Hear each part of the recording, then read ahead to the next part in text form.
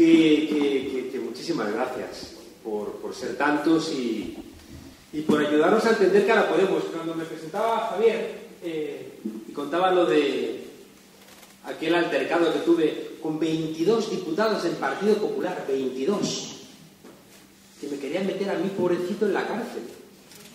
Todavía por el simple hecho de que unos estudiantes dijeron que eran cómplices de asesinato por votar la intervención de España en la guerra de Irak, lo cual era bastante sensato, pensar que eran unos cómplices de asesinato.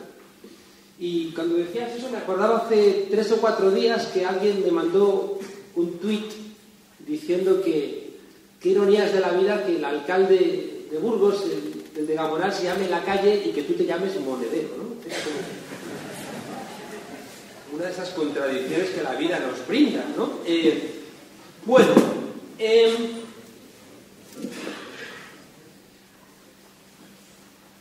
quiero hablar poco, lo cual es la peor frase que puede decir alguien para ser breve.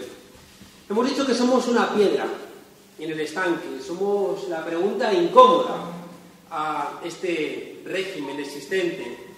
Somos los que se quieren calzar las botas de 7 leguas para ir más lejos. Somos o queremos ser la parte del cuento para que haya beso, para que haya final feliz, para que se regrese a la casa, para que se solventen los problemas. Hemos visto una ventana de oportunidad, hemos visto que el momento era ahora, un momento donde había mucha indignación, que no estaba canalizada, unas elecciones europeas que, como digo en todos sitios, si alguno de ustedes me dice los 3 primeros nombres de la lista que ustedes votaron en las anteriores elecciones europeas, tienen invitado a una cena donde quieran, aquí en Zamora.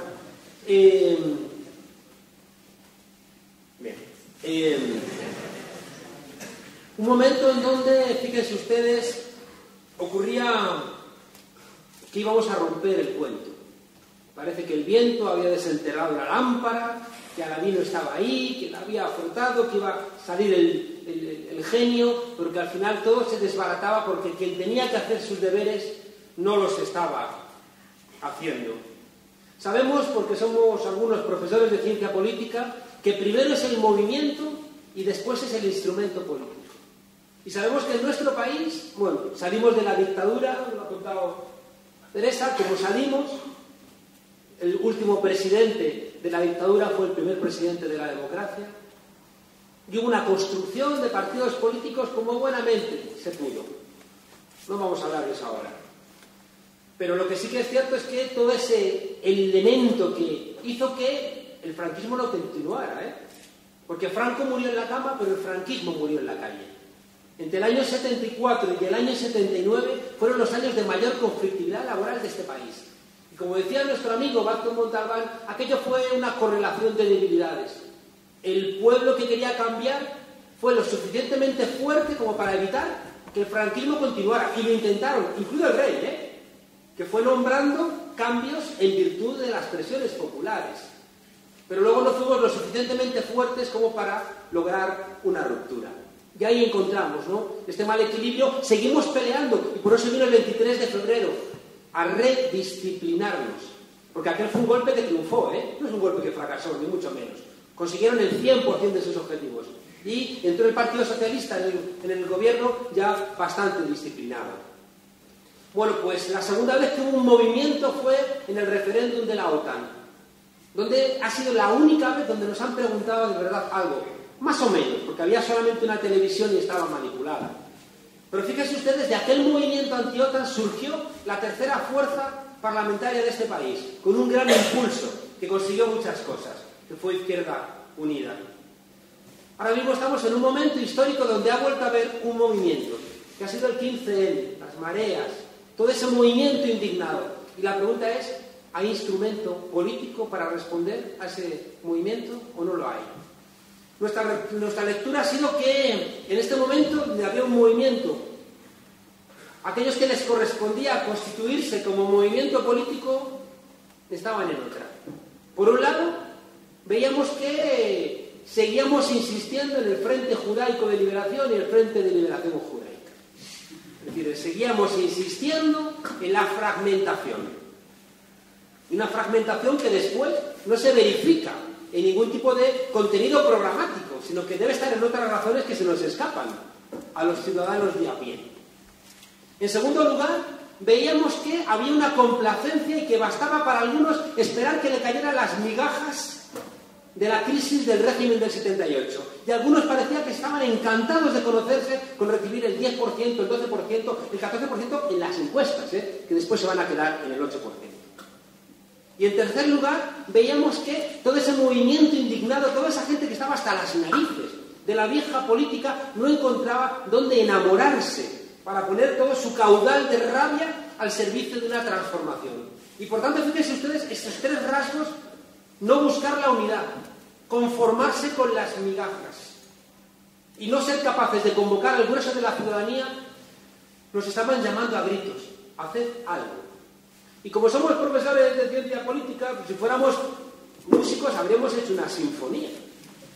Pero como somos profesores de ciencia política, sabíamos aquello que decía Maquiavelo, que más vale actuar y equivocarse que no actuar y equivocarse.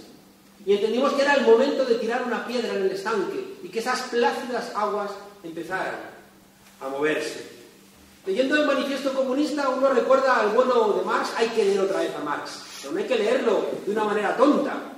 Ludovico Silva, un filósofo venezolano muy interesante, muy borracho, de hecho está muerto, se lo bebió todo. El calor del Caribe ayuda. El hombre este dijo que si los loros fueran marxistas, serían marxistas ortodoxos, ¿no? Pero no somos loros, ¿no? Por tanto, hay que leer a Marx según esta sentencia de ni Marx ni menos.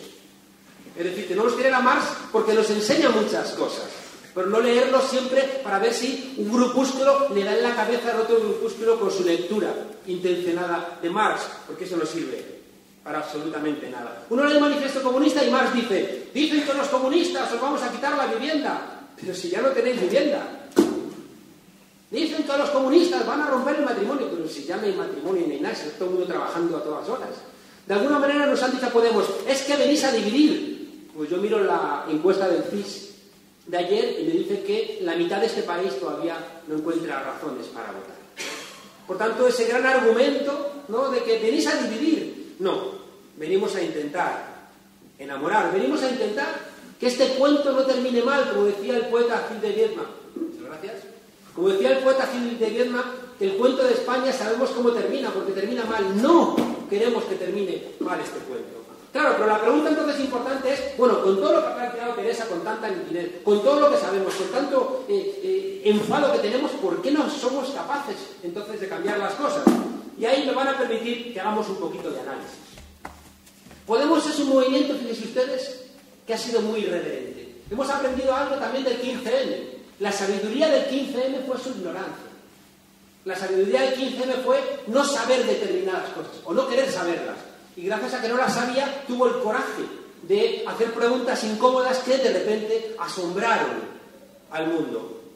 Podemos es también un movimiento que es muy irreverente, porque está cansado de esa resignación constante, de esos cansados de la vida que nos invitan solamente a tener pasiones tristes.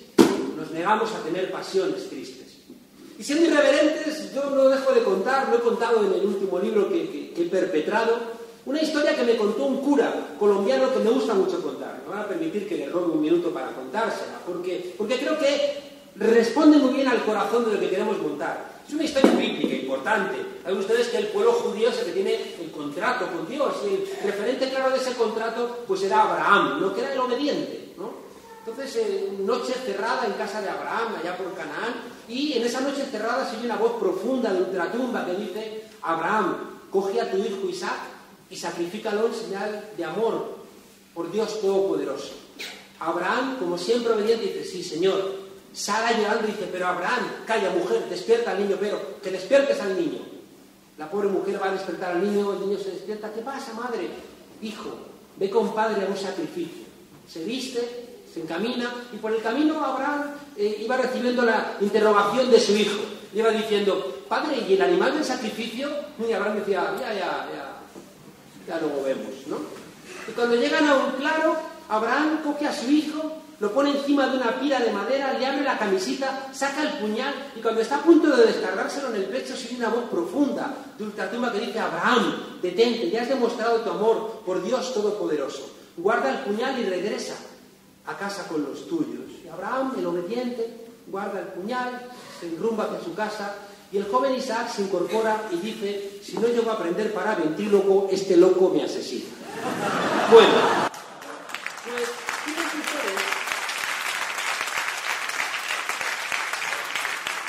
fíjense ustedes que de alguna manera, era lo que me contaba este cura guerrillero, si crees en la palabra de Dios sin cuestionártelo, corres el riesgo de no poder cambiar nada. Nos han dicho durante casi 30 años que no estábamos mayores para cambiar la Constitución. ¡Qué ironía! La transición había sido maravillosa, pero el pueblo que emanaba de esa transición no tenía la madurez política para cambiar la transición, para cambiar la Constitución. Y de repente, después de aguantar durante 30 años esa Constitución estúpida, llena de tonterías y de cosas maravillosas, el artículo 2 de la Constitución española, el otro día discutía con un catedrático, el artículo 2 de la Constitución española dice que la Constitución se fundamenta en la indisoluble unidad de la patria. Y dices: ¿pero están ustedes locos o qué? La Constitución se fundamenta en la soberanía popular. ¿Cómo se va a fundamentar una Constitución en la indisoluble unidad de nada? Se fundamenta en la soberanía popular. Y es la soberanía popular la que decidirá si la patria es indivisible, plural o lo que se nos antoje. Pero de repente nos tragamos en el número 2 de la Constitución una barbaridad que le da patadas a cualquier técnica constitucional del mundo. Y nosotros encantados de conocernos con esa Constitución. Bueno, decía que nos dijeron durante tanto tiempo que no se podía cambiar la Constitución y de repente, en un buen día, con agosticidad y alevosía, el Partido Socialista y el Partido Popular van y reforman el artículo 135, que ni más ni menos dinamita el artículo 1 de nuestra Constitución, porque da prioridad al pago de la deuda y al equilibrio presupuestario por encima del Estado social, que está en el artículo 1 de nuestra Constitución. ¡Ay! Si no somos, ya digo, desobedientes con la palabra de cualquier dios o tribuno, estamos fastidiados. Pero fíjense ustedes, les decía que si todo esto está tan claro, ¿por qué no somos más en la protesta? Si todo esto es tan evidente, ¿por qué no antes han surgido millones de personas protestando? Pues la cuestión es que las cosas no están tan claras. Miren, hay una frase que la izquierda siempre ha repetido hasta la saciedad, que es la tesis 11 sobre Feuerbach, de Marx. Die Philosophen haben die Welt nun verschieden interpretiert. Es gibt darauf sich zu verändern.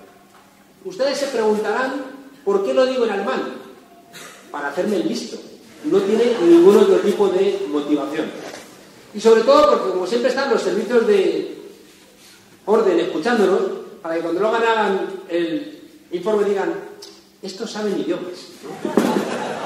Porque viene bien que sepan que también nosotros sabemos idiomas. Bueno, la tesis 11 sobre Feuerbach dice: los filósofos solo han interpretado de manera diferente el mundo. De lo que se trata ahora es de transformarlo. Y la frase de Marx tenía mucho fundamento, porque Marx estaba cansado de la martingala, de la gente que repetía bla, bla, bla, bla, bla, bla, bla, bla, sin ningún tipo de contenido en cuanto a la transformación de un mundo que estaba realmente quebrado. Y Marx decía: dejad de hablar y haced algo.